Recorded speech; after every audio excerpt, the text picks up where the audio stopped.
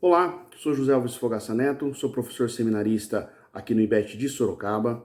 Estou aqui a convite da professora Neiva para gravar para vocês uma pílula sobre o ICMS Serviços.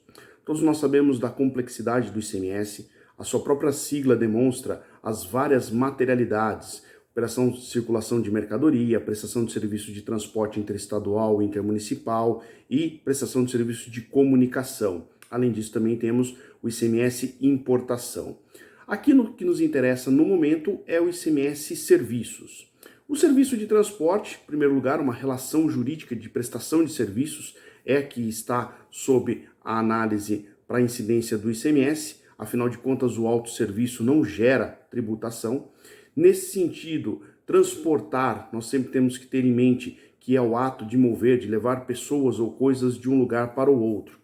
Sendo assim, a prestação de serviço de transporte entre um município e outro, entre um estado e outro, não gera grandes polêmicas para efeitos de incidência do ICMS, sendo que a prestação de serviço intramunicipal ficou muito bem delimitada para a competência municipal. Sobre o serviço de transporte, alguns itens merecem um destaque, como por exemplo a incidência do imposto sobre os vários modais, pode ser transporte rodoviário, ferroviário, aquaviário e assim por diante, e alguns aspectos práticos acerca da prestação. Então, por exemplo, redespacho, subcontratação, serviço iniciado no exterior, esses pontos podem sim gerar alguma dúvida e ensejar um estudo mais aprofundado. Por isso, então, essa aula com o objetivo de, primeiro, identificar a materialidade, identificar exatamente sobre o que incide o imposto, sobre a relação prestação de serviços, para na sequência,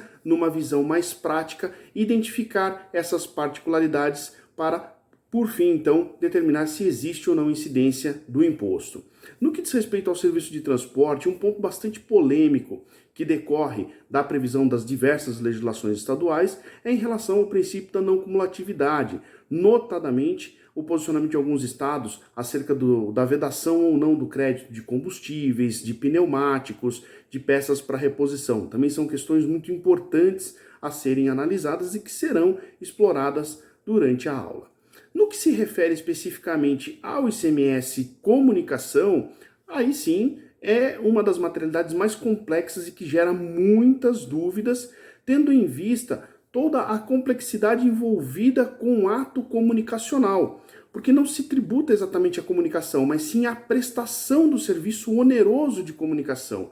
Esse é um ponto importantíssimo que se deve ter em mente. A ideia é se tributar a prestação, ou seja, dentro de uma relação comunicacional, onde você tem emissor, receptor, canal, mensagem, código, deve existir a figura de um terceiro que propicia essa conexão entre essas duas pessoas, para que então o ato de comunicação se aperfeiçoe sob o aspecto de prestação, para então ocorrer a incidência do ICMS.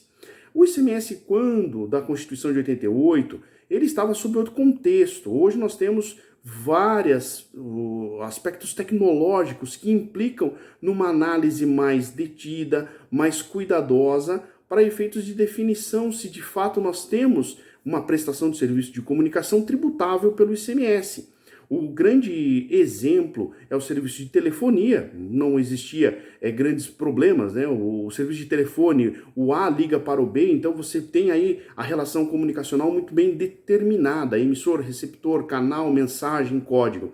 Mas hoje, com o avanço tecnológico, software na nuvem, serviços de streaming, entre outros, essas questões elas adquirem contornos de complexidade que exigem, então, do analista uma visão muito bem profunda sobre questões conceituais. Então, o que é comunicação, o que é prestação de serviço de comunicação, qual é o foco da tributação especificamente em relação a isso, né? E dentro desse grande espectro aí existem alguns questionamentos, né? Somente a comunicação onerosa é que gera a tributação, a mera disponibilidade de meios físicos e canais aptos para a comunicação é o suficiente para ensejar a tributação. Discute-se se existe a necessidade da bilateralidade entre emissor e receptor, ou seja, se o receptor também teria que ter condições